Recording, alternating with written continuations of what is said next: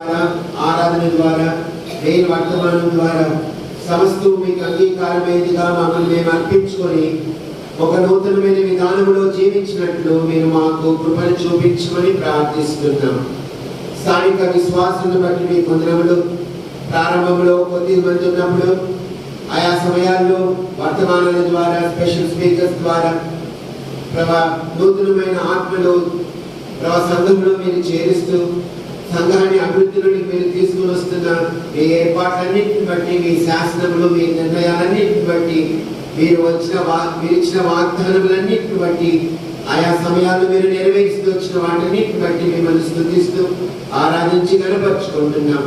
చేయరాగల మేమందరం బట్టి మిమ్మల్ని స్తుతిస్తూ మా సమయం మీరు ఆశీర్వదించమని కనబడి చీకటి శక్తులు యేసుక్రీస్తు నామములో బంధిస్తూ సంపూర్ణమైన విజయాన్ని మేము కోరుకుంటూ ప్రభువైన యేసుక్రీస్తు నామం పేరిట ప్రార్థించి వేడుకుంటున్నాం తండ్రి. ఇక్కడ దేవుని మందిరంలోనికి దేవుడు మనల్ని తీసుకొని వచ్చాడు.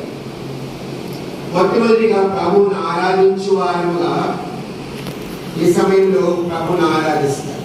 అందుకే అన్నాడు భక్తుడు, యెహోవా మందిరములకు వెళ్ళదమని జనులు నాతో అనినప్పుడు నేను సంతోషించాను.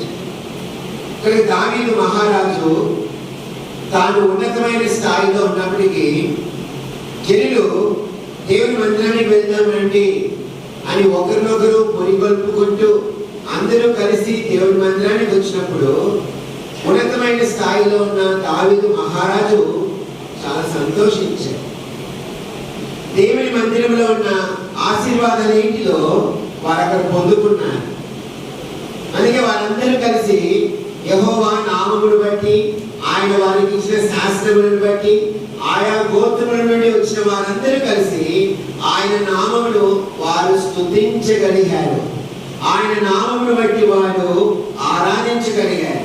వారికి కలిగిన ధన్యతలేంటితో మనం కొన్ని చూసి మనం ఆరాధనలోకి వెళ్తాం. మొట్టమొదటి ఏంటంటే 2వ వచనం అందరూ కలిసి చదువుకుందాం. యెరూషలేమా మా పాదములు నీ గుమ్మములో నిలుచుచున్నవి. మొట్టమొదటి ధన్యత ఏంటంటే దేవుని బిడ్డలకు కలిగిన గొప్ప ధన్యత మొట్టమొదటి ఏంటంటే వారి పాదములు దేవుని యొక్క మందిరములో నిలిచినాయి. అది ఎంత చక్కని మాట రాస్తున్నారంటే, యెరూషలేమా మా పాదములు నీ గుమ్మములో నిలుచుచున్నవి. ఇంగ్లీష్ ట్రాన్స్లేషన్ లోకి యెరూషలేమా మా పాదములు నీ ఇంటిలో నీ మందిర ఆవరణంలో నిలిచినవి ట్రాన్స్లేషన్ లో. ఒకప్పుడు వారి పాదాలు పరిగెత్తి పాపము చేయుటకు, పనికిమాలిన జీవితం జీవించుటకు పరిగెత్తి వెళ్ళిపోతున్న పాదాలు ప్రభు వారిని ప్రేమతో దర్శించి శాశ్వతమైన ప్రేమ మన జీవితాల్లో ఒకసారి మనం తలంచుకుంటే పాత జీవితాలు ఎక్కడెక్కడో పరిగెత్తుతుంటివి పాపము చేయుటకు, పనికిమాలిన వాటిని చేయుటకు, అంధకార సంబంధమైన క్రియ. తాను పైకి లేవనెత్తబడకమునుపు, తన అడుగులు బండ మీద స్థిరమైనదిగా ఉండకమునుపు తాను ఎటువంటి స్థితిలో ఉన్నాడంటే పాపపు జీవితము మానవుడు. అటువంటి జీవితంలో నుండి ఆయన మనల్ని పైకి లేవనెత్తాడు. ఉదయకాలం ప్రభుని ఆరాధిస్తాం. దేవుని మందిరంలో ఉన్న గొప్ప ధన్యత ఏంటంటే ప్రభు మనకి ఇచ్చిన ధన్యత. పాపములో, అంధకారములో, నాశనకరమైన గుంటలో, జిగటగల దొంగ ఊబిలో మనం చిక్కుకొని పోయిన సందర్భంలో ఆయన తన చెయ్యి చాచి అది మనల్ని పైకి లేవనెత్తాడు.